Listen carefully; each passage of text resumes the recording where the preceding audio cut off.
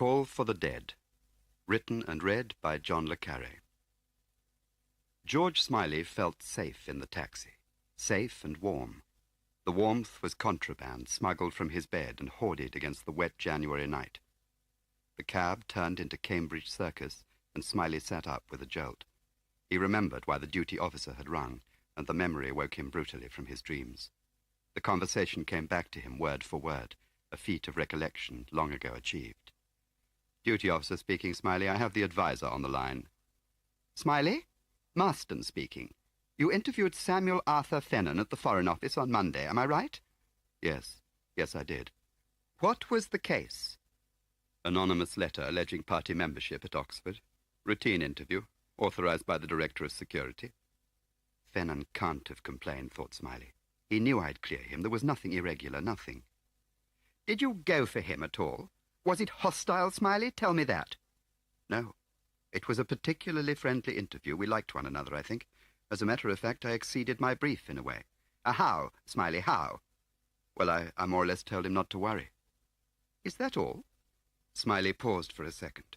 He had never known Marston like this, never known him so dependent.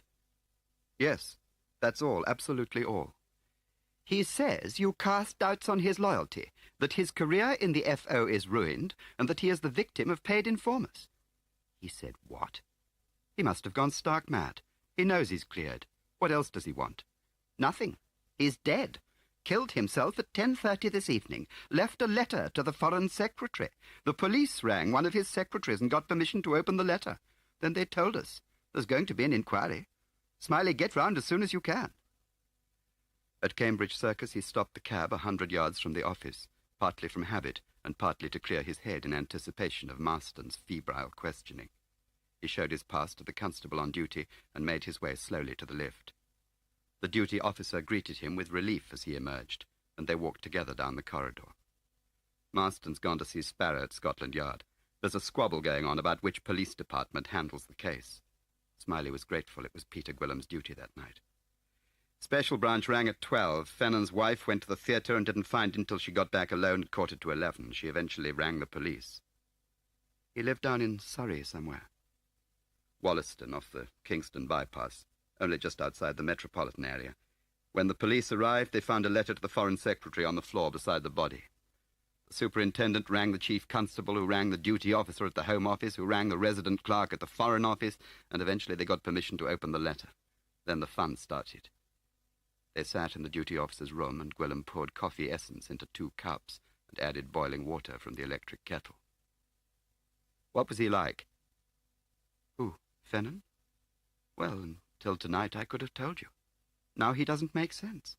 To look at, obviously a Jew, orthodox family, but dropped all that at Oxford and turned Marxist.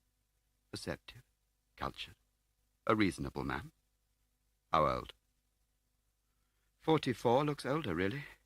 Smiley went on talking as his eyes wandered round the room. "Sensitive face, compact sort of chap, self-contained unit. Takes his pleasures alone. Suffered alone, too, I suppose." They got up as Marston came in. "Ah, Smiley, come in." He opened the door and put out his left arm to guide Smiley through to his own room.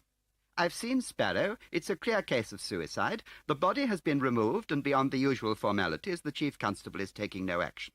There'll be an inquest within a day or 2. It has been agreed, and I can't emphasize this too strongly, Smiley, that no word of our former interest in Fennon is to be passed to the press." "I must have all the facts, Smiley. I must do my duty.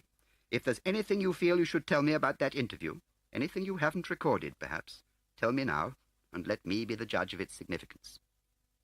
"There's nothing to add, really, to what's already on the file, and what I told you earlier tonight. The allegation against Fennon was pretty thin. University membership in the 30s and vague talk of current sympathy. Half the cabinet were in the party in the 30s. Marston frowned. "When I got to his room in the Foreign Office, it turned out to be rather public. People trotting in and out the whole time, so I suggested we go out for a walk in the park." "Go on." "Well, we did.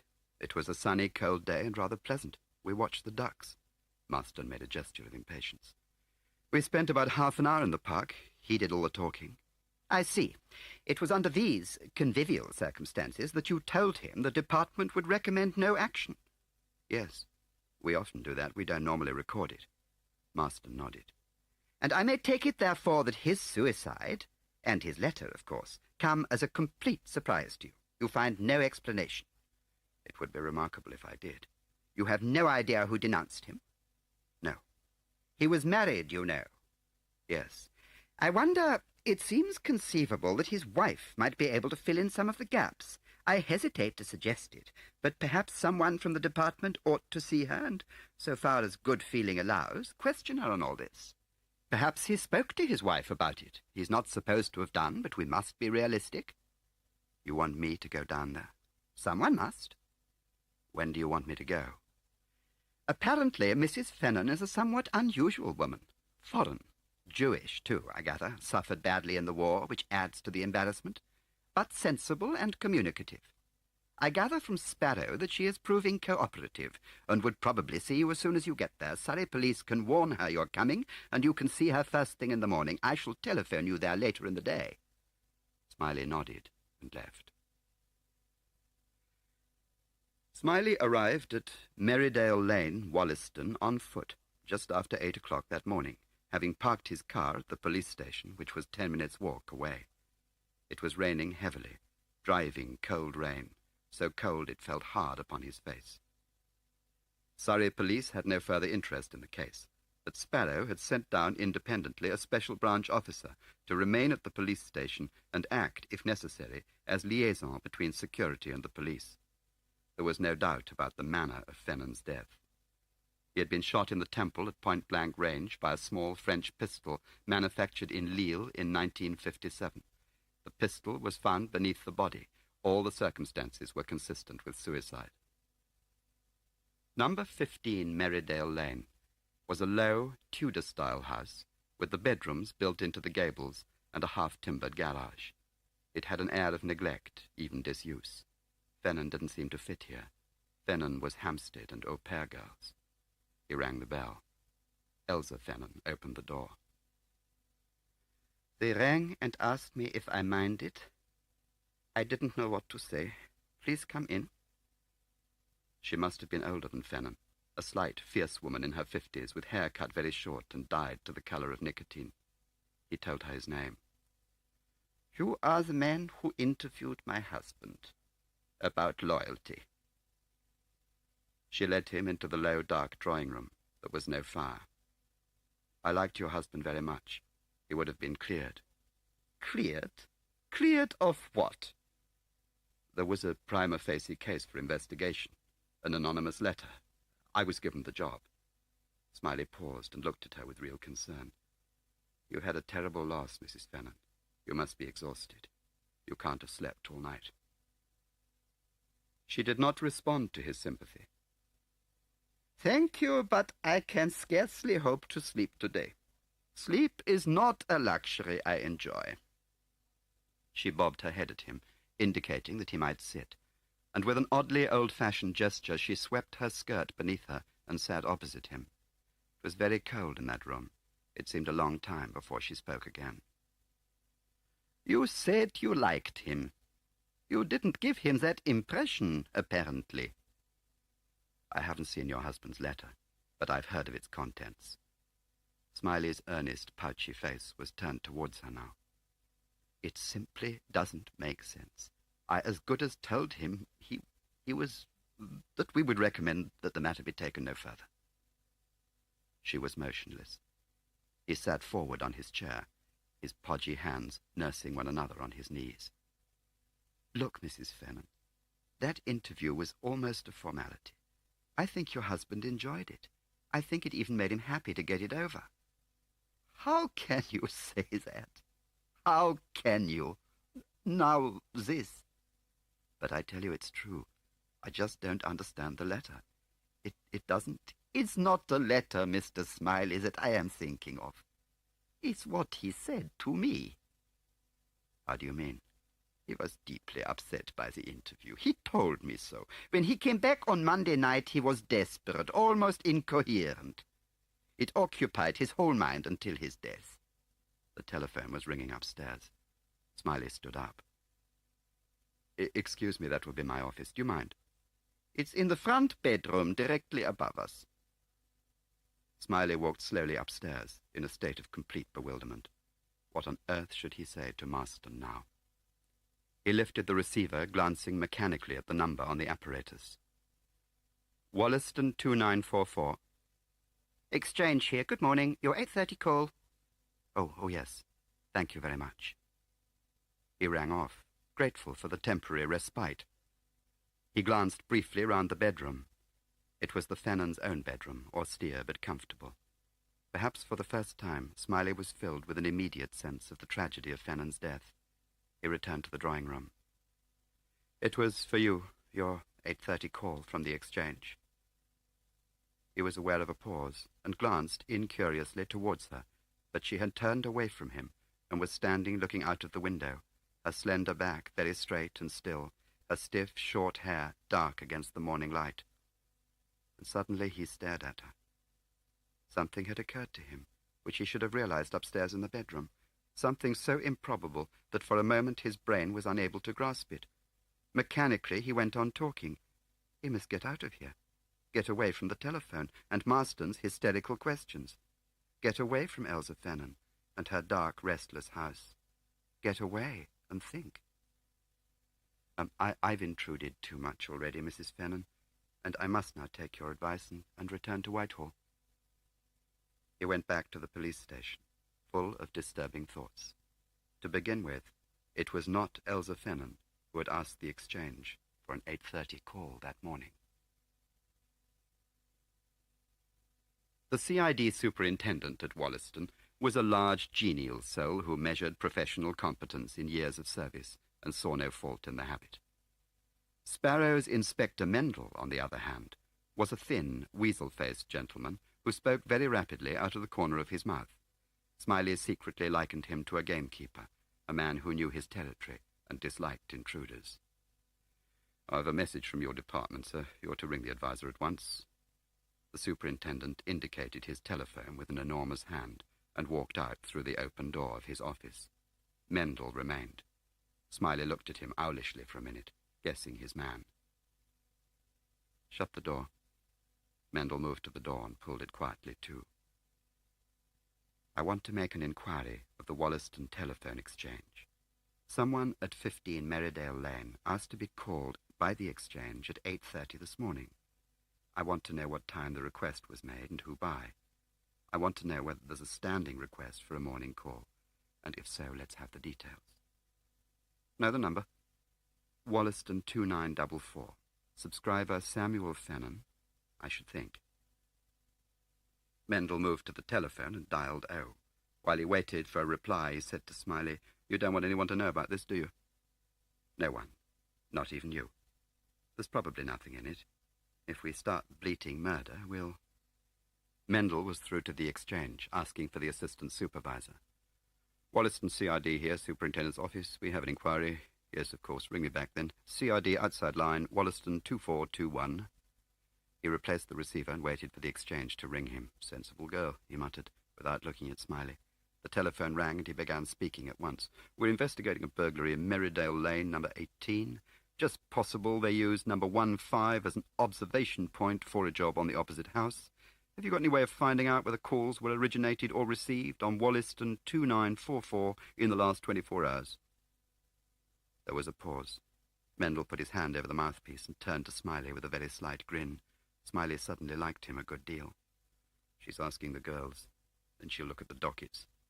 He turned back to the telephone and began jotting down figures on the superintendent's pad. He stiffened abruptly and leaned forward on the desk. "Oh, yes?" His voice was casual in contrast to his attitude. "I wonder when she asked for that." Another pause. 1955 hours, eh? A man. The girl's sure of that, is she? Oh, I see. Oh, well, that fixes that. Yes, thanks very much indeed, all the same. Well, at least we know where we stand. No, not at all. You've been very helpful. Just a theory, that's all. Have to think again, won't we? Well, thanks very much. Very kind. Keep it under your hat. Cheerio. He rang off, tore the page from the pad and put it in his pocket. Smiley spoke quickly. "There's a beastly cafe down the road. I need some breakfast. Come and have a cup of coffee." The telephone was ringing. Smiley could almost feel Marston the other end. Mendel looked at him for a moment and seemed to understand. They left it ringing and walked quickly out of the police station towards the High Street.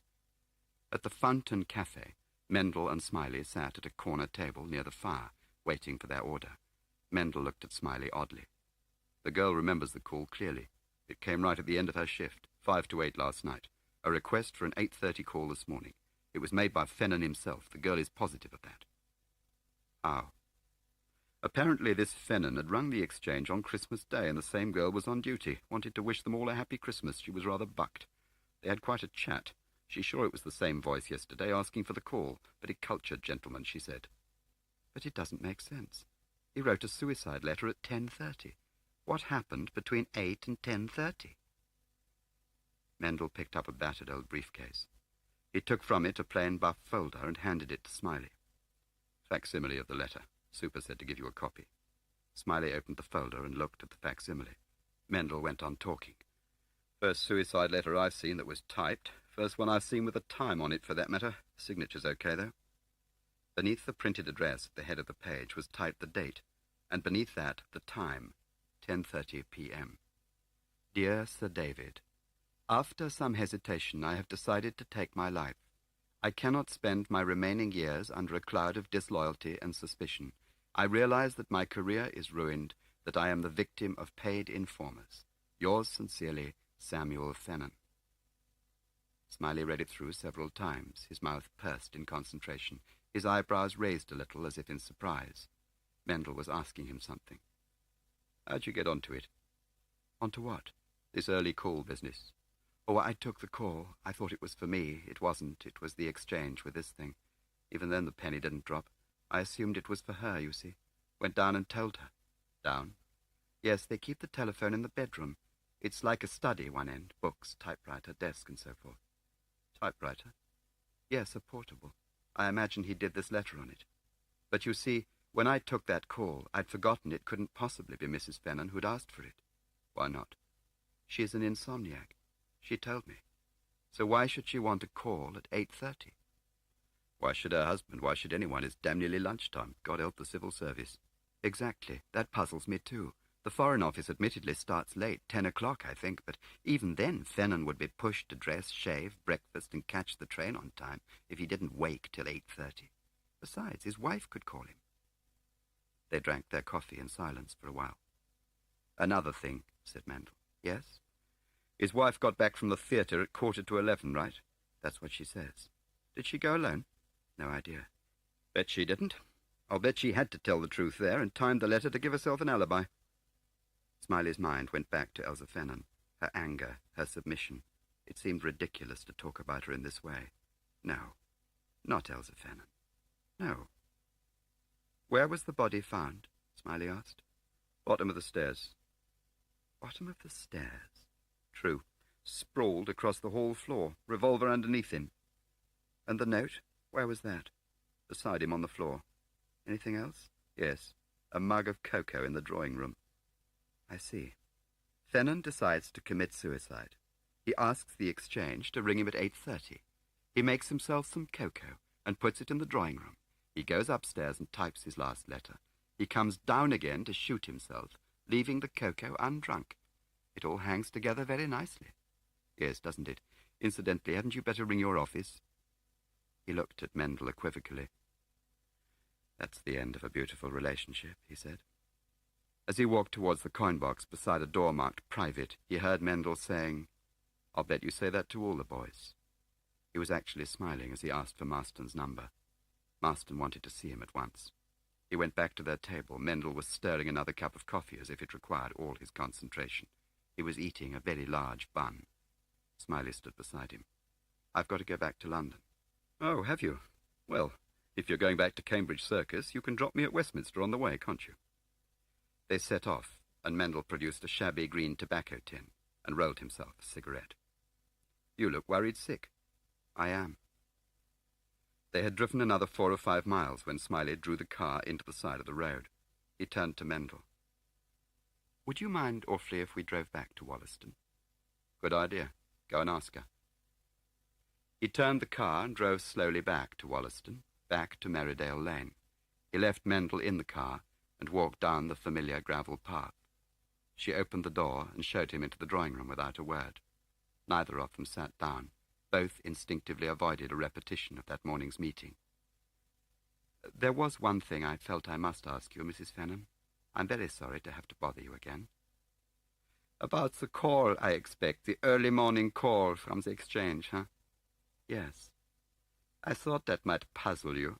An insomniac asks for an early morning call." She was trying to speak brightly. "Yes, it did seem odd. Do you often go to the theatre?" "Yes, once a fortnight. I'm a member of the Weybridge Repertory Club, you know. I try and go to everything they do. I have a seat reserved for me automatically on the first Tuesday of each run. My husband worked late on Tuesdays." She looked at him for a moment and then smiled suddenly, the first time he had seen her do so. "I'm afraid the explanation of that call is very silly. You know, I suffer from a terrible memory, really awful. Go shopping and forget what I've come to buy, make an appointment on the telephone and forget it the moment I replace the receiver. I ask people to stay the weekend, and we are out when they arrive. Occasionally there's something I simply have to remember. I ring the exchange and ask for a call a few minutes before the appointed time. It's like a knot in one's handkerchief. But a knot can't ring a bell at you, can it?" Smiley peered at her. His throat felt rather dry, and he had to swallow before he spoke. "And what was the call for this time, Mrs. Fenham?" Again the enchanting smile. "There you are. I completely forget."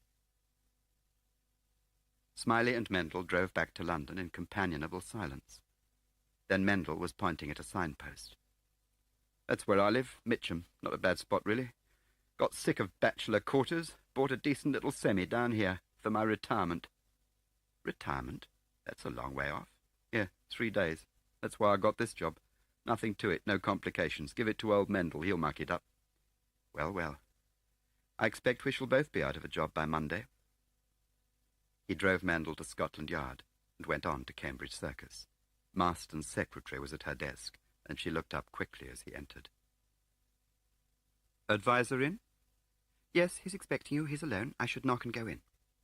But Marston had opened the door and was already calling him. He was wearing a black coat and pinstripe trousers. Here goes the cabaret, thought Smiley. "I've been trying to get in touch with you. Did you not receive my message?" "I did, but I couldn't possibly have spoken to you." "I don't quite follow." "Well, I don't believe Fennan committed suicide. I think he was murdered. I couldn't say that on the telephone." Marston took off his spectacles and looked at Smiley in blank astonishment. "Murdered? Why?" "Well, Fennan wrote his letter at 10:30 last night, if we're to accept the time on his letter as correct." "Well?" "Well, at 7:55 he rang up the exchange and asked to be called at 8:30 the next morning." "How on earth do you know that?" Smiley told him what he knew. Marston listened in silence. At last he smiled and got up. "We seem to be at cross purposes. I send you down to discover why Fennan shot himself. You come back and say he didn't. We're not policemen, Smiley." "No, I sometimes wonder what we are." Smiley was silent for a minute, blinking rather stupidly before him. "What I'm trying to say is that I don't believe her. I don't believe Fennan wrote that letter. I don't believe that he had any intention of dying. We simply cannot dismiss the inconsistencies. Another thing, I haven't had an expert comparison made, but there's a similarity between the anonymous letter and Fennan's suicide note. The type looks identical. It's ridiculous, I know, but there it is. We must bring the police in. We must give them the facts." "Facts? What facts? Suppose she did lie. She's an odd woman by all accounts, foreign, Jewish. Heaven knows the tributaries of her mind. She spots you're onto something, panics, and tells you the first lie that comes into her head. Does that make her a murderess?" Then why did Fennan make the call? Why make himself a nightcap? "Who can tell?" Marston's voice was richer now, more persuasive. "If you or I, Smiley, were ever driven to that dreadful point where we were determined to destroy ourselves, who can tell what our last thoughts on earth would be?" Smiley had to give him credit. It was a good performance, and he was no match for Marston when it came to this. You cannot expect me to suggest to the Home Secretary on this evidence that the police have reached a false conclusion. You know how tenuous our police liaison is. On the one hand, we have your suspicions. That, in short, Fennon's behaviour last night was not consistent with the intent to die. His wife has apparently lied to you. Against that, we have the opinion of trained detectives who found nothing disturbing in the circumstances of death, and we have Mrs. Fennon's statement that her husband was upset by his interview. I'm sorry, Smiley, but there it is. Without a glance at Marston, Smiley got up and walked out. He reached his own room and sat down at the desk. Mechanically, he looked through his work. His in-tray contained little. Some office circulars and a personal letter addressed to G. Smiley, Esquire, Ministry of Defence. The handwriting was unfamiliar. He opened the envelope and read the letter. Dear Smiley, it is essential that I should lunch with you tomorrow at the Complete Angler at Marlow. Please do your best to meet me there at 1 o'clock. There is something I have to tell you. Yours, Samuel Fennon. The letter was handwritten and dated the previous day, Tuesday, the 3rd of January. It had been postmarked in Whitehall at 6 p.m. Smiley looked at it stodgily for several minutes, holding it stiffly before him and inclining his head to the left.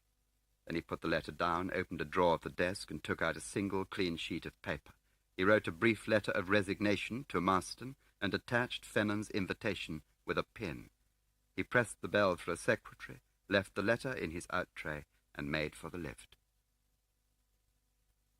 Smiley was tired, deeply, heavily tired.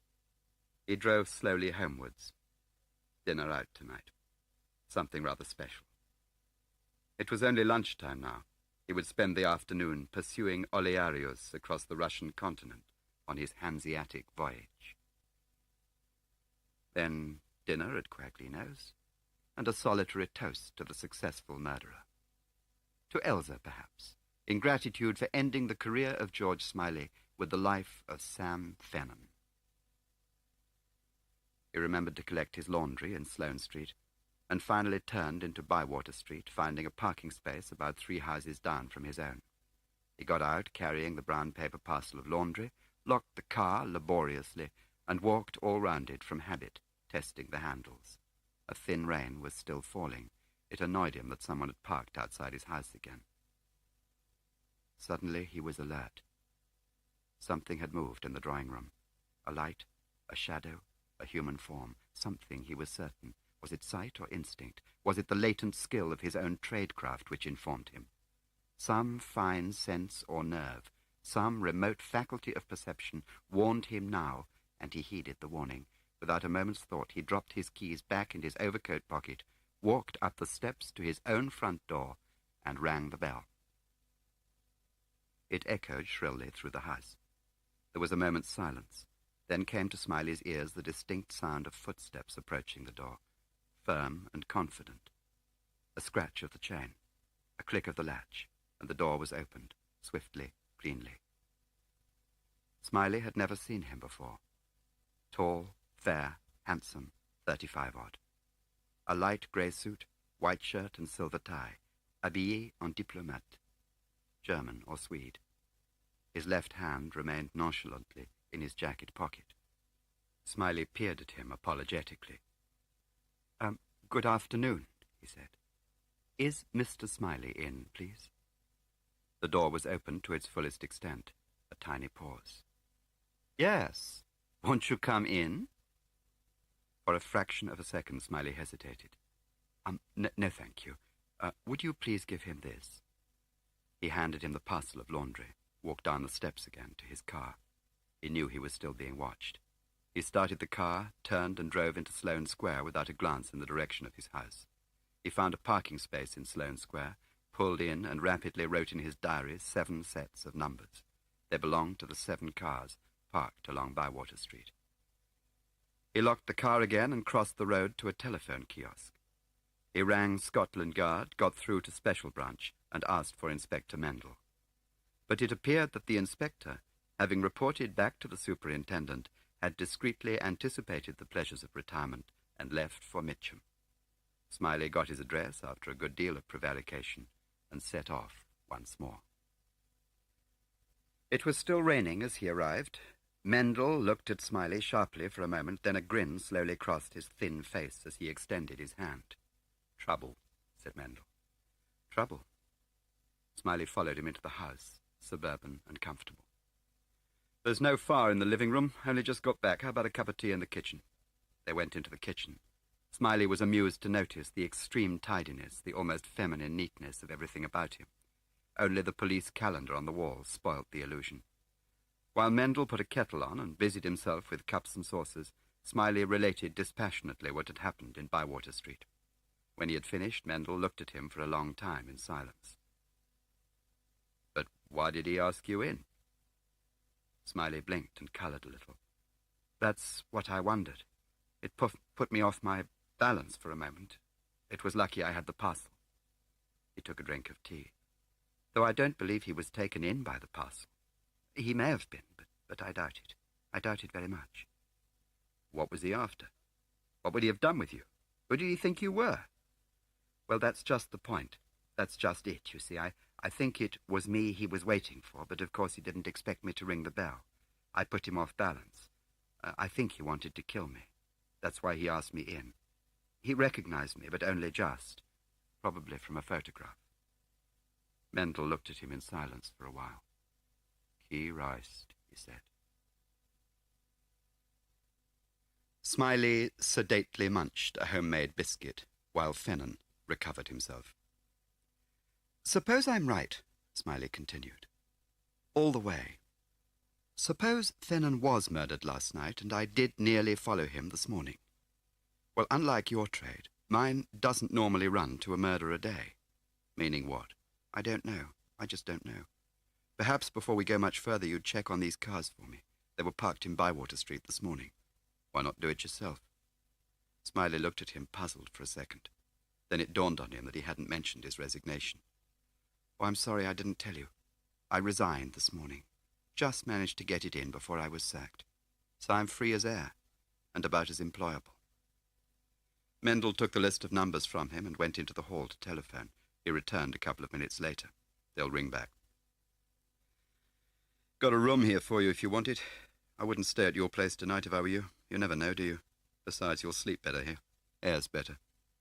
Smiley began to protest. "Up to you. You do what you like." Mendel grew surly and embarrassed. "Don't understand your job, to be honest, any more than you know police work. You do what you like. From what I've seen of you, you can look after yourself." "Well, at least you must let me give you dinner tonight." The telephone rang in the hall. It was Mendel's secretary about the car numbers. Mendel came back.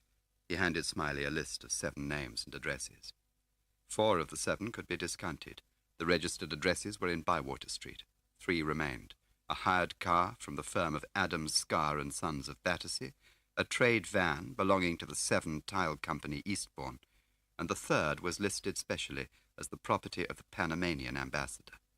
"I've got a man on the Panamanian job now. There'll be no difficulty there. They've only got 3 cars on the embassy strength. Battersea's not far. We could pop over there together, in your car." By all means," Smiley said. And we can go in to Kensington for dinner. I'll book a table at the Entrechat." It was 4 o'clock. They sat for a while talking in a rather desultory way. Mendel made more tea and they drank it. At about 5:15, they set off for Battersea in Smiley's car. They turned into Battersea Bridge Road and drew up beside a constable standing on the pavement. Mendel showed his police card. "Scar's garage? Well, it isn't hardly a garage, sir, just a yard. Scrap metal he handles mostly, and second-hand cars. You want to go down Prince of Wales Drive till you come to the hospital. It's tucked in there between a couple of prefabs. Bomb site it is, really." "You seem to know a lot about him," said Mendel. "I should do. I've run him in a few times. There's not much in the book that Adam hasn't been up to. He's one of our hardy perennials, Scar is." They drove towards Battersea Hospital. The park on their right looked black and hostile behind the street lamps. They found the yard as the constable had described, between 2 dilapidated prefabs in an uncertain row of hutments erected on the bomb site. Rubble, clinker, and refuse lay everywhere. Bits of asbestos, timber, and old iron, presumably acquired by Mr. Scar for resale or adaptation, were piled in a corner, dimly lit by the pale glow which came from the further prefab. The 2 men looked round them in silence for a moment. Then Mendel shrugged, put 2 fingers in his mouth, and whistled shrilly. "Scar!" he called. Silence. The outside light in the far prefab went on, and 3 or 4 pre-war cars in various stages of dilapidation became dimly discernible. The door opened slowly, and a girl of about 12 stood on the threshold. "Your dad, India?" "No. Gone to the prod, I expect." "Right, oh dear, thanks." They walked back to the road. "What on earth's the prod, or daren't I ask?" said Smiley. "Prodigal's Calf, pub round the corner. We can walk it only 100 yards. Leave the car here." It was only just after opening time. The public bar was empty, and as they waited for the landlord to appear, the door swung open and a very fat man in a black suit came in. He walked straight to the bar and hammered on it with a half-crown. "Wolf!" he shouted. "Take your finger out. You've got customers, you lucky boy." He turned to Smiley. "Good evening, friend." The landlord appeared and took their orders. The stranger bought a large whisky and ginger wine and took it at once to the saloon bar where there was a coal fire. The landlord watched with disapproval. "That's him all over, mean sod. Won't pay saloon prices but likes the fire." "Who is he?" asked Mendel. "Him? Scar, his name is. Adam Scar." The landlord sucked his teeth and shook his head. Mendel leant over to Smiley. "You go and wait in the car. You're better out of this." Smiley nodded his agreement and walked out. He could imagine nothing more frightful than dealing with Scar. "You Scar?" said Mendel. "Friend, you are correct. TRX 0891. That's your car." Mr. Scar frowned at his whisky and ginger. The question seemed to sadden him. "Oh, she was, Squire. She was." "Well," said Mendel. "I see the light, friend. You wish for information." "Of course I bloody well do." "These are hard times, Squire. The cost of living, dear boy, is a rising star. Information is an item, a saleable item, is it not?" "You tell me you hired that car and you won't starve." "I don't starve now, friend. I want to eat better." "A fiver."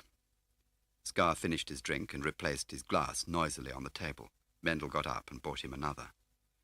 "It was pinched," said Scar. "I had it a few years for self-drive, see, for hire. Well, 3 weeks ago a bloke come in, tall Scotsman, well-to-do he was, carried a stick. He paid the deposit, took the car, and I never see him nor the car again. Robbery."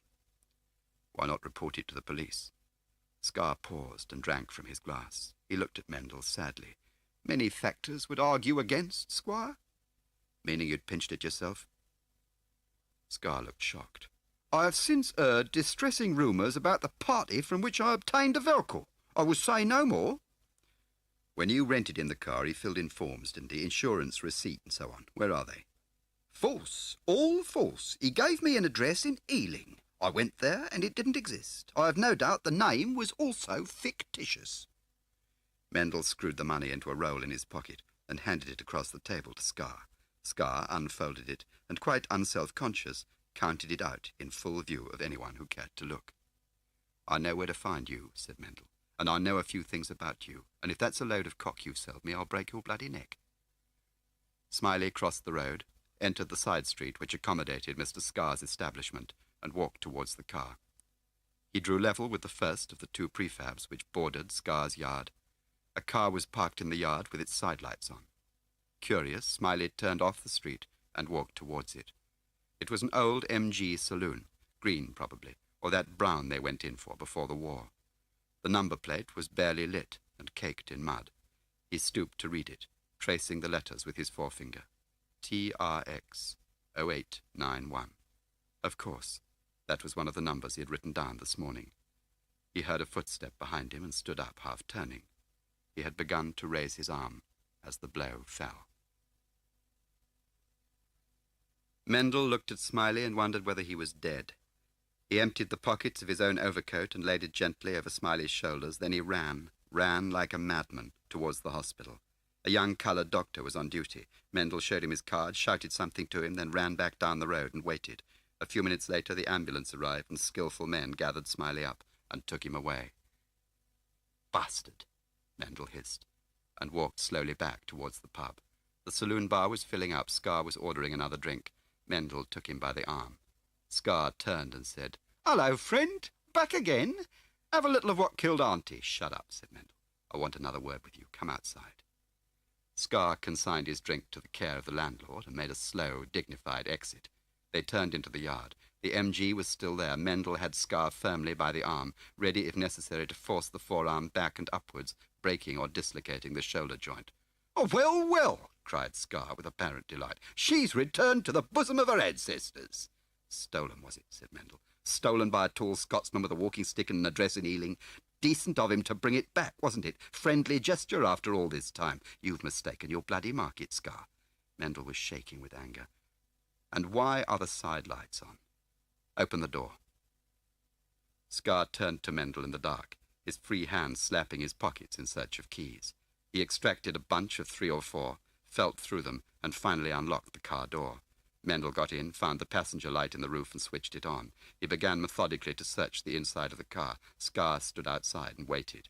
He searched quickly but thoroughly. Glove tray, seats, floor, rear window ledge. Nothing. He slipped his hand inside the map pocket on the passenger door and drew out a map and an envelope. The envelope was long and flat, grey-blue in colour with a linen finish. Continental, thought Mendel. There was no writing on it. He tore it open.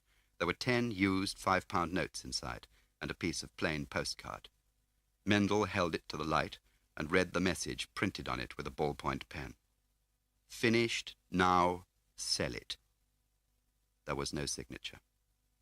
He got out of the car and seized Scar by the elbows. Scar stepped back quickly. "What's your problem, friend?"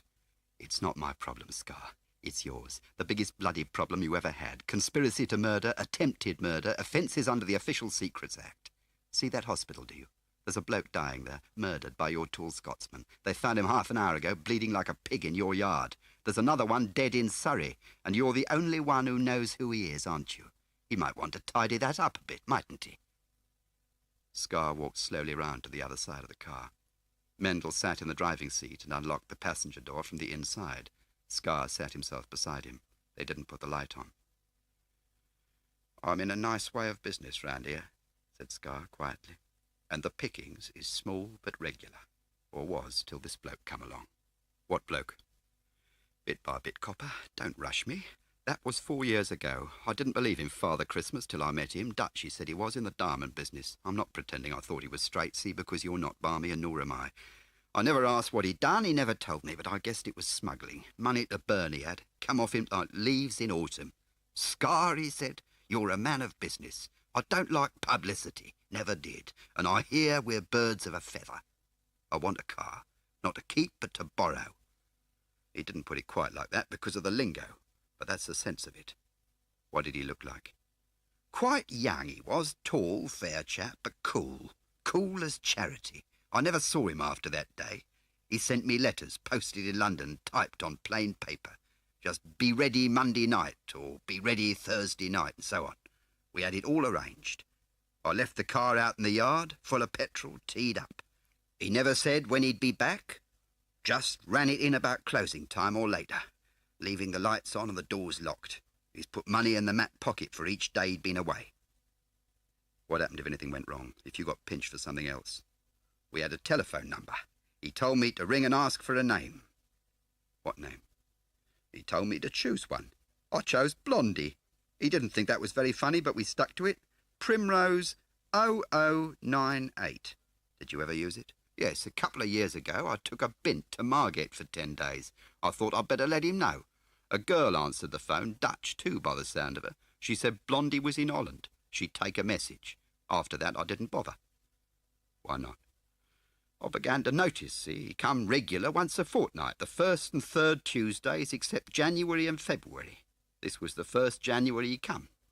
He brought the car back Thursday usually. Odd him coming back tonight. But this is the end of him, isn't it?" Scar held in his enormous hand the piece of postcard he had taken from Mendel. "Did he miss at all? Away long periods?" "Winters he kept away more. January he never come, nor February, like I said." Mendel still had the £50 in his hand. He tossed them into Scar's lap. "Don't think you're lucky. I wouldn't be in your shoes for 10 times that lot. I'll be back." Mendel took the postcard back, got out of the car, and walked away towards the hospital. It was 3 weeks before Mendel was allowed to see Smiley. Smiley blinked. I'm afraid you're not very distinct at the moment. I'm not allowed to wear my old glasses. They're getting me some new ones." You don't know who did this to me, do you? I do. Depends. Got a lead, I think. I don't know enough, that's the trouble. About your job, I mean. Does the East German steel mission mean anything to you? Yes, I think so. It came here 4 years ago to try and get a foot in the Board of Trade. Mendel gave an account of his transactions with Mr. Scar. Said he was Dutch. The only way Scar had of getting in touch with him was by ringing a Primrose telephone number. I checked the subscriber. Listed as the East German Steel Mission in Belsize Park. I sent a bloke to sniff round. They've cleared out. Nothing there at all. No furniture, nothing. Just the telephone. That's been ripped out of its socket. When did they go? 3rd of January. Same day as Fennon was murdered. He looked at Smiley quizzically. Smiley thought for a minute and said, "Get hold of Peter Gwillim at the Ministry of Defence and bring him here tomorrow, if necessary by the scruff of his neck." "See you tomorrow, then," said Mendel, and left. Smiley lay back in bed. Why the early morning call? That was what puzzled him more than anything. It was silly, really, he supposed, but of all the unaccountables in the case, that worried him most. Elsa Fennon's explanation had been so stupid, so noticeably unlikely. There was nothing in that alert, intelligent little face, nothing in her total independence, to support the ludicrous claim to absent-mindedness. She could have said anything. Fennon, yes. He had been absent-minded. It was one of the odd inconsistencies about Fennon's character which had emerged in the inquiries before the interview. Had Elsa Fennon, in her panic, taken upon herself the mantle of her husband? Or the motive of her husband? Had Fennon asked for the call to remind him of something, and had Elsa borrowed the motive? Then what did Fennon need to be reminded of, and what did his wife so strenuously wish to conceal? Samuel Fennon. The new world and the old met in him. The eternal Jew, cultured, cosmopolitan, self-determinate, industrious and perceptive. To Smiley, immensely attractive. The child of his century, persecuted like Elsa and driven from his adopted Germany to university in England. By the sheer weight of his ability, he had pushed aside disadvantage and prejudice, finally to enter the Foreign Office. His great love was skiing. Every year he took all his leave at once and spent 6 weeks in Switzerland or Austria. He had visited Germany only once, Smiley remembered, with his wife about 4 years ago. Was there any factual connection between the incident in Bywater Street and Fennon's death? Smiley reproached himself for being carried away. Seen in perspective, there was nothing but the sequence of events to suggest that Fennon and Smiley were part of a single problem. The sequence of events, that is, and the weight of Smiley's intuition. The interview had been informal, that was true. The walk in the park reminded him more of Oxford than of Whitehall. An official of the Foreign Office walking in the park, talking earnestly with an anonymous little man. Unless the little man was not anonymous. Yes, that was the only possible conclusion. Unless whoever saw them together recognized not only Fennon, but Smiley as well, and was violently opposed to their association. Why? In what way was Smiley dangerous? His eyes suddenly opened very wide. Of course, in one way only, as a security officer. He put down his pencil. And so whoever killed Sam Fennon was anxious that he should not talk to a security officer. Someone in the Foreign Office, perhaps? But essentially someone who knew Smiley too. Someone Fennon had known at Oxford, known as a communist. Someone who feared exposure, who thought that Fennon would talk, had talked already, perhaps? And if he had talked already, then of course Smiley would have to be killed as well. Killed quickly, before he could put in his report. It made some sense, but not much. What about Elsa, her lies, her complicity, her fear? What about the car and the 8:30 call? What about the anonymous letter? If the murderer was frightened of contact between Smiley and Fennon, he would scarcely call attention to Fennon by denouncing him. Who then? Who? He lay back and closed his eyes. His head was throbbing again. Perhaps Peter Gwillim could help. He was the only hope. His head was going round. It hurt terribly. Mendel showed Peter Gwillim into the ward, grinning hugely. "Got him," he said. "Peter, What do we know about the East German steel mission? Pure as the driven snow, dear boy, except for their sudden departure. Only about 3 men and a dog in the thing. They hung out in Hampstead somewhere. Who were they? Oh, couple of technicians, Professor Doctor someone and Doctor someone else, couple of girls and a general dog's body. Who was the dog's body? Don't know. Some young diplomat to iron out the wrinkles. We have them recorded at the department. I can send you details, I suppose. If you don't mind. No, of course not. Photographs would be a help, Peter. Could you manage that? Yes. Oh, yes, of course. Gwilym looked away from Smiley in some embarrassment. We don't know much about the East Germans, really, you know. We get odd bits here and there, but on the whole, they're something of a mystery. If they operate at all, they don't do it under trade or diplomatic cover. That's why, if you're right about this chap, it's so odd him coming from the steel mission. Oh, said Smiley flatly. How do they operate? Asked Mendel. It's hard to generalize from the very few isolated cases we do know of. My impression is that they run their agents direct from Germany with no contact between controller and agent in the operational zone. But that must limit them terribly. You may have to wait months before your agent can travel to a meeting place outside his own country. He may not have the necessary cover to make the journey at all. Well, obviously it does limit him, but their targets seem to be so insignificant. They prefer to run foreign nationals, Swedes, expatriate Poles and whatnot, on short-term missions where the limitations of their technique don't matter. In exceptional cases where they have an agent resident in the target country, they work on a courier system which corresponds to the Soviet pattern. Smiley was listening now. As a matter of fact, the Americans intercepted a courier quite recently, which is where we learnt the little we do know about GDR technique. Such as what?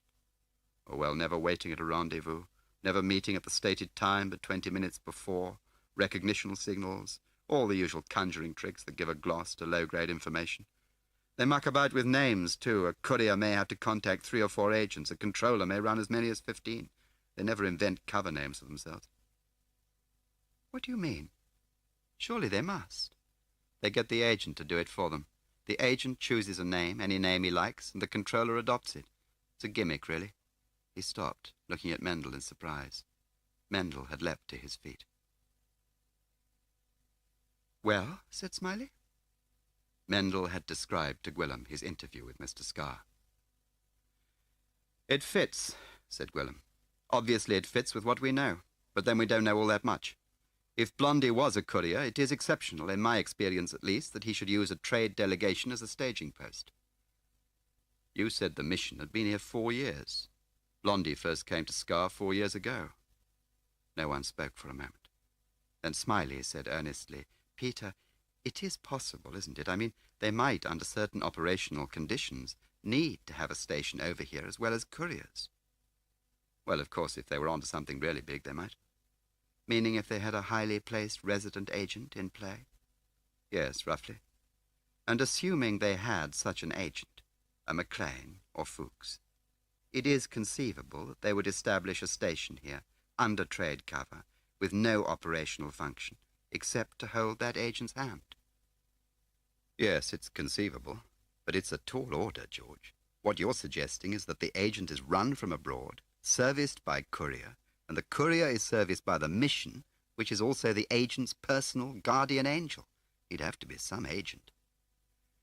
Smiley looked at Gwilym and then at Mendel, then blinked and said, Blondie didn't come to Scarr in January and February, did he? No, said Mendel. This was the first year. Fennon always went skiing in January and February. This was the first time in 4 years he'd missed. Tell that to Marston after your bang on the head. He'll understand. But Peter, I know, George, I know. Well, let me tell you another thing. Blondie collected his car on the first Tuesday of each month. So, those were the nights Elsa Fennon went to the Weybridge Rep. Fennon worked late on Tuesdays, she said. Gwilym stood up. Let me dig about, George. Cheerio, Mendel. I'll probably give you a ring tonight. I don't see what we can do now anyway, but it would be nice to know, wouldn't it? He reached the door. Incidentally, where are Fennon's possessions, wallet, diary, and so forth, stuff they found on the body? Probably still at the station, said Mendel, until after the inquest. Gwilym stood looking at Smiley for a moment, wondering what to say. Oh, another thing, just to cheer you up. I had that comparison made between Fennon's suicide note and the anonymous letter. They were done by different people on the same machine. Different pressures and spacing, but identical typeface. So long, old dear. Tuck into the grapes. Gwilym closed the door behind him. They heard his footsteps echoing crisply down the bare corridor. Smiley was tired out and felt relieved when Mendel decided to go too. He lay back. His head was throbbing madly, burning hot. He thought of calling the nurse, and cowardice prevented him. Gradually the throbbing eased, and he fell asleep. He was woken by the sound of argument in the corridor. He heard the sister's voice, raised in protest. He heard footsteps and Mendel's voice, urgent in contradiction. The door opened suddenly, and someone put the light on. He blinked and sat up, glancing at his watch. It was 6:15. Mendel was talking to him, almost shouting. What was he trying to say? Something about Battersea Bridge? The river police? Missing since yesterday? He was wide awake. Adam Scarr was dead. Mendel drove to Weybridge. Scarr's death had frightened Mendel. He made Smiley promise not to go back to Bywater Street when he was released from hospital. With any luck, they'd think he was dead anyway. Scarr's death proved one thing, of course. The murderer was still in England, still anxious to tidy up. When I get up, Smiley had said last night, we must get him out of his hole again. Put out bits of cheese. Mendel knew who the cheese would be. Smiley. Of course, if they were right about the motive, there would be other cheese too, Fennon's wife. In fact, Mendel thought grimly, it doesn't say much for her that she hasn't been murdered already. The Repertory Theatre in Weybridge was in a one-way street leading off the high street where parking was impossible. Finally, he left the car at the railway station and walked back into the town. The front doors of the theatre were locked. Mendel walked round to the side of the building under a brick archway. A green door was propped open. It had push bars on the inside, and the words "stage door" scribbled in chalk. There was no bell. A faint smell of coffee issued from the dark green corridor within. Mendel stepped through the doorway and walked down the corridor, at the end of which he found a stone staircase with a metal handrail leading upwards to another green door. The smell of coffee was stronger, and he heard the sound of voices. In the middle of the stage, 2 men and a woman sat on barrels, smoking and drinking coffee. The decor represented the deck of a ship. A mast with rigging and rope ladders occupied the centre of the stage, and a large cardboard cannon pointed disconsolately towards a backcloth of sea and sky. The conversation stopped abruptly as Mendel appeared on the stage. Someone murmured, "My dear, the ghost at the feast," and they all looked at him and giggled. The woman spoke first. "If you're another bloody tradesman, you can get out. I've said I'll pay, and I will. Just don't pester me. If you let people think I'm finished, I will be, and you will be the losers, not me." "I'm not a creditor. I've come to offer you money." "I'm a divorce agent. Rich client. Like to ask you a few questions. We're prepared to pay for your time." "Christ," she said with relief. "Why didn't you say so in the first place?" They both laughed. Mendel put £5 down, counting them as he did so. "Now," said Mendel, "how do you keep your club subscription list? What are the benefits of joining?" "Well, we have watery coffee on stage every morning at 11 sharp. Members of the club can mix with the cast during the break between rehearsals from 11 to 11:45. They pay for whatever they have, of course, but entry is strictly limited to club members." "Quite. That's probably the part that interests you. We seem to get nothing but pansies and nymphos in the morning." "It may be. What else goes on?" "Oh, we put on a different show each fortnight. Members can reserve seats for a particular day of each run, the second Wednesday of each run, and so on. We always begin a run on the first and third Mondays of the month. The show begins at 7:30, and we hold the club reservations until 7:20. The girl at the box office has the seating plan and strikes off each seat as it's sold. Club reservations are marked in red and aren't sold off till last." "I see. So if one of your members doesn't take his usual seat, it will be still marked off on the seating plan." "Only if it's sold." "Of course. We're not often full after the first week. We're trying to do a show a week, you see, but it's not easy to get the facilities. There isn't the support for 2-week runs, really. No, quite. Do you keep old seating plans? Sometimes, for the accounts. How about Tuesday, the 3rd of January? She opened a cupboard and took out a sheaf of printed seating plans. This is the second fortnight of our pantomime, of course. Tradition? Quite. Now, who is it you're so interested in? Asked the woman, picking up a ledger from the desk. Small blonde party, aged about 42 or 3. Name of Fennon. Elsa Fennon. She opened her ledger. Mendel quite shamelessly looked over her shoulder. The names of club members were entered neatly in the left-hand column. A red tick on the extreme left of the page indicated that the member had paid his subscription. On the right-hand side of the page were notes of standing reservations made for the year. There were about 80 members. Name doesn't ring a bell. Where does she sit? No idea. Oh, yes, here we are. Merrydale Lane, Wollaston. A rear stall at the end of the row. Very odd choice, don't you think? Seat number R2. God knows whether she took it on the 3rd of January. I shouldn't think we've got the plan any more, though I've never thrown anything away in my life. Things just evaporate, don't they? She looked at him out of the corner of her eye, wondering whether she'd earned her £5. Tell you what, we'll ask Elizabeth. She got up and walked to the door. Fennon. Fennon? Half a sec. That does ring a bell. I wonder why. Well, I'm damned, of course. The music case. She opened the door and disappeared for a couple of minutes, and returned with a tall and rather pretty girl with fuzzy blonde hair and pink cheeks, good at tennis and swimming. This is Elizabeth Pigeon. She may be able to help. Darling, we want to find out about a Mrs. Fennon, a club member. Didn't you tell me something about her? Oh, yes. She must have thought she sounded sweet. She smiled vapidly at Mendel, put her head on one side and twined her fingers together. Mendel jerked his head towards her. Do you know her? Oh, yes. She's madly musical. At least I think she must be, because she always brings her music. She's madly sort of thin and odd. She's foreign, isn't she? Why odd? Asked Mendel. Oh, well, last time she came, she got a frightful pet about the seat next to her. It was a club reservation, you see, and simply hours after 20 past. We'd just started the panto season. There were millions of people wanting seats, so I let it go. She kept on saying she was sure the person would come because he always did. Did he? No, I let the seat go. She must have been an awful pet because she left after the second act, forgot to collect her music case. This person she was sure would turn up. Is he friendly with Mrs. Fennon? Well, gosh, I should think so. He's her husband, isn't he? Mendel looked at her for a minute and then smiled. Couldn't we find a chair for Elizabeth? He said.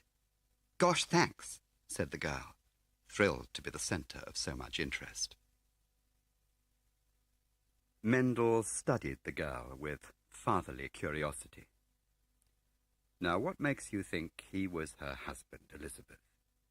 There was an edge to his voice which had not been there before. Well, I know they arrived separately, but I thought that as they had seats apart from the rest of the club reservations, they must be husband and wife. And of course he always brings a music case, too. I see. Now, what else could you remember about that evening, Elizabeth?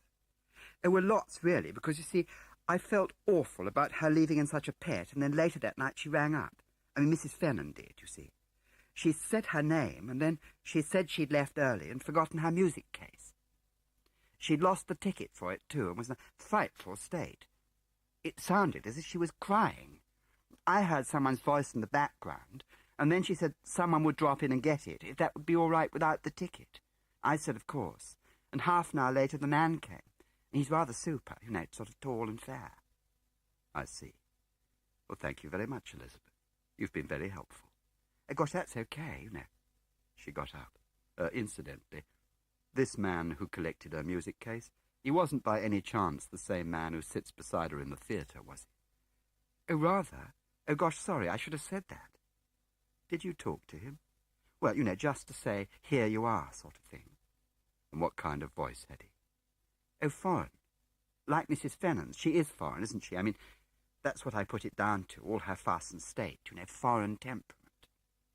She smiled at Mendel, waited a moment, then walked out.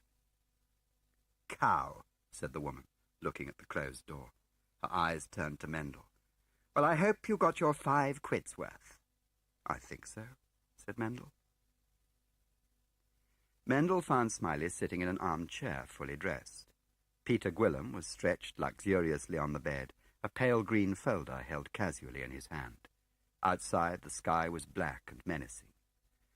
"Enter the third murderer," said Gwillim as Mendel walked in. Mendel sat down at the end of the bed and nodded happily to Smiley, who looked pale and depressed. "Congratulations. Nice to see you on your feet." "Well, thank you. I'm afraid if you did see me on my feet, you wouldn't congratulate me. I feel as weak as a kitten." "When are they letting you go?" "I don't know when they expect me to go. Haven't you asked?" "No." "Well, you better. I've got news for you. I don't know what it means, but it means something." "Well, well," said Peter Gwillim. "Everyone's got news for everyone else. Isn't that exciting? George has been looking at my family snaps," he raised the green folder a fraction of an inch, "and recognizes all his old chums." Mendel felt baffled and left out of things. Smiley intervened. "I'll tell you all about it over dinner tomorrow evening. I'm getting out of here in the morning, whatever they say. I think we've found the murderer, and a lot more besides. Now let's have your news." There was no triumph in his eyes, only anxiety. The following evening, Smiley, Mendel, and Gwillim sat around a corner table in a small Chelsea restaurant. Outside, the rain fell continuously. For all three of them, the world seemed an untroubled and decent place that night, despite the strange business that brought them together. "To make sense of what I have to tell you," began Smiley at last, addressing himself principally to Mendel, "I shall have to talk at length about myself. I'm an intelligence officer by trade, as you know. I've been in the service since the flood, long before we were mixed up in power politics with Whitehall. In those days we were understaffed and underpaid. After the usual training and probation in South America and Central Europe, I took a job lecturing at a German university, talent spotting for young Germans with an agent potential." He paused, smiled at Mendel, and said, "Forgive the jargon." Mendel nodded solemnly, and Smiley went on. He knew he was being pompous and didn't know how to prevent himself. "My story really begins in 1938. One of my students was a 19-year-old boy named Dieter Fry. He was an intelligent boy and remarkable to look at." Smiley paused again, staring before him. Perhaps it was his illness, his weakness, which brought the memory so vividly before him. Dieter was a very handsome boy, with a high forehead and a lot of unruly black hair. The lower part of his body was deformed, I think by infantile paralysis. He carried a stick and leaned heavily upon it when he walked. Naturally, he cut a rather romantic figure at a small university. There was a fierce independence, a ruthlessness about him which scared most people off. And this defensiveness in Dieter derived not only from his deformity, but from his race, which was Jewish. I once considered him for recruitment, but it seemed futile to take on anyone who was so obviously earmarked for concentration camp. Besides, he was too volatile, too swift to react, too brightly painted, too vain. The end of the term came, and Dieter departed without a word of farewell to me. I never expected to see him again.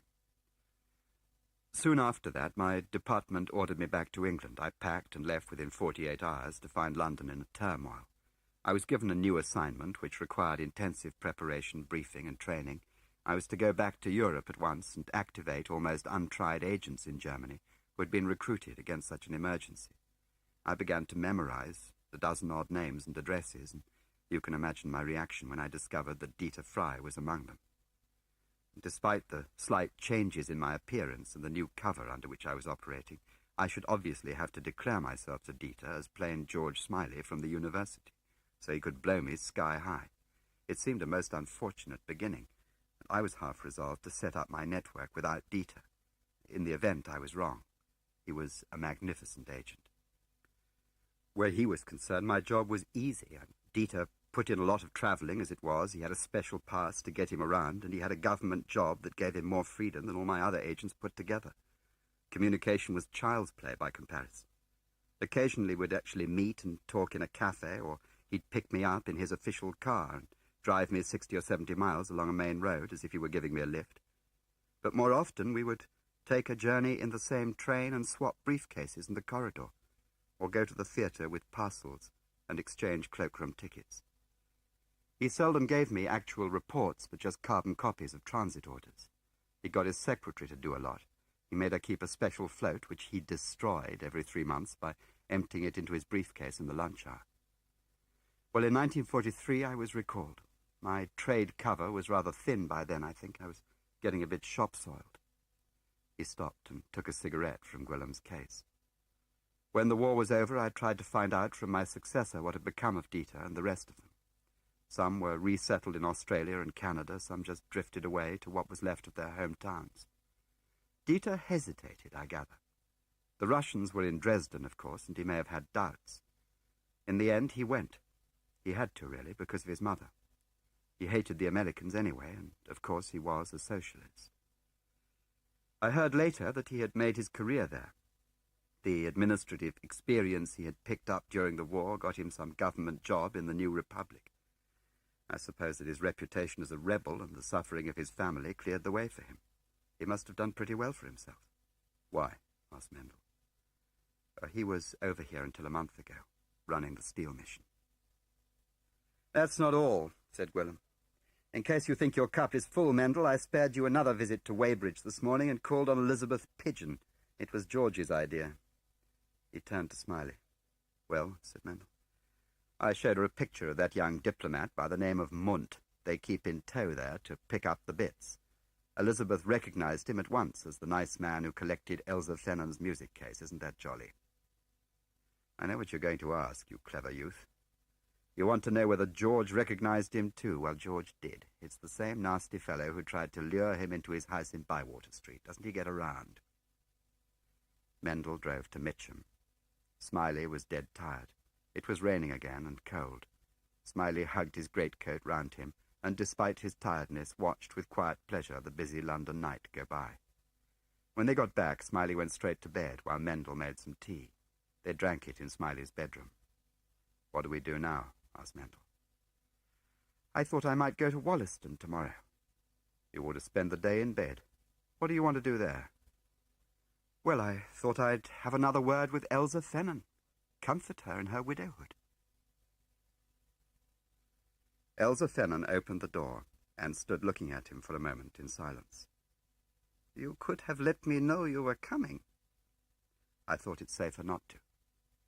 She was silent again. I don't know what you mean. May I come in? We haven't much time. She looked old and tired, less resilient perhaps. She led him into the drawing-room and with something like resignation indicated a chair. When he spoke, his voice was gentle and concessive.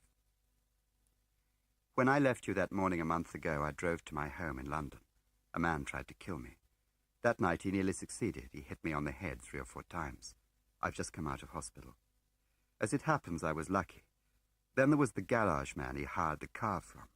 The river police recovered his body from the Thames not long ago. There were no signs of violence. He was just full of whiskey. They can't understand it. He hadn't been near the river for years. But then we're dealing with a competent man, aren't we? A trained killer. It seems he's trying to remove anyone who can connect him with Samuel Fennon. Or his wife, of course. Then there's that young blonde girl at the Repertory Theatre. She buried her face in her hands, and he watched the tears run between her fingers. Her body shook with great sobs, and her words came slowly, wrung from her. 5 years ago, he met that Dieter. In a ski hut near Garmisch. Freitag told us later that Dieter had planned it that way. Dieter couldn't ski anyway because of his legs. Nothing seemed real then. Freitag wasn't a real name. Fennon christened him Freitag like Man Friday in Robinson Crusoe. Dieter found that so funny. And afterwards we never talked of Dieter, but always of Mr. Robinson and Freitag. She broke off now and looked at him with a very faint smile. I'm sorry. I'm not very coherent. I understand. That girl. What did you say about that girl? She's alive.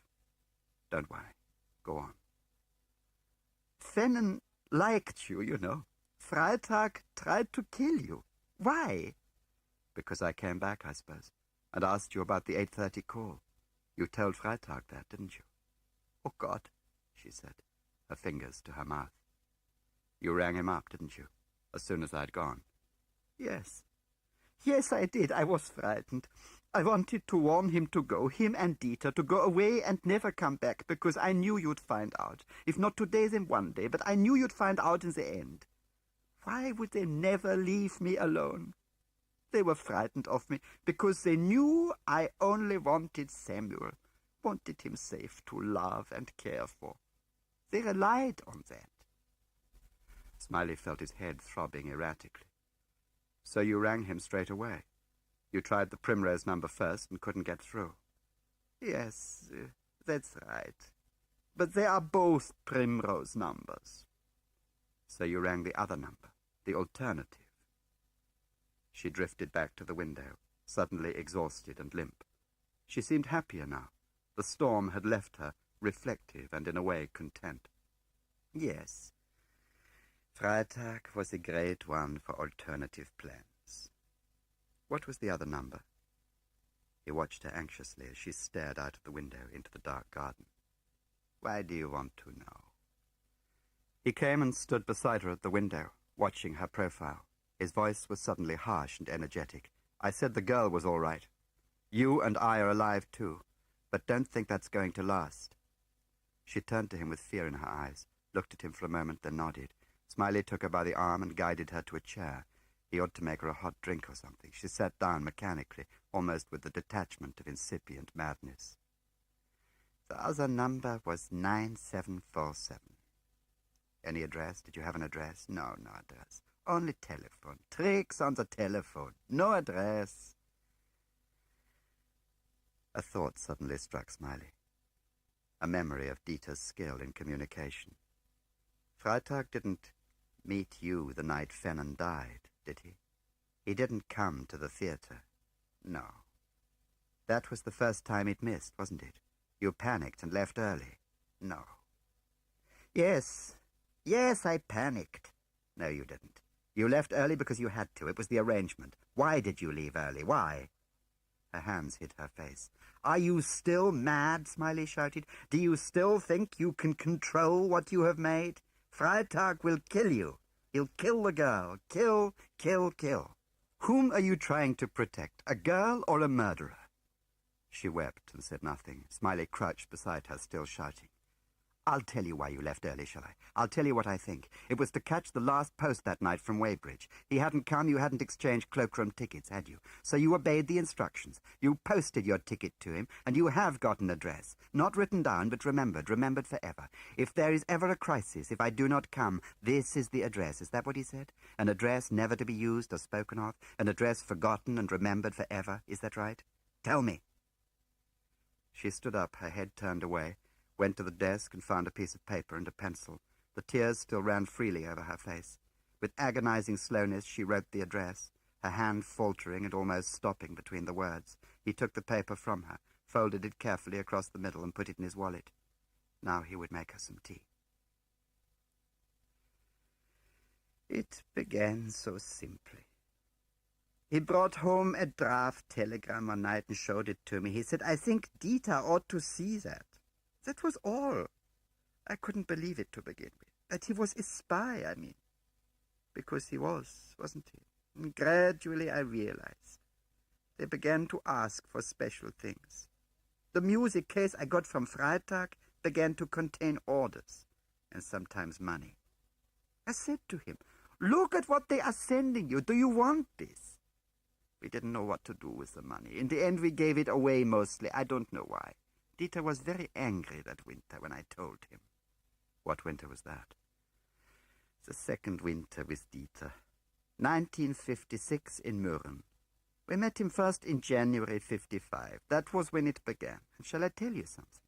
Hungary made no difference to Samuel. Not a tiny bit of difference. Dieter was frightened. To keep listening to this audiobook, I've left you a link in the description so you can do it at no cost thanks to Audible's 30-day free trial.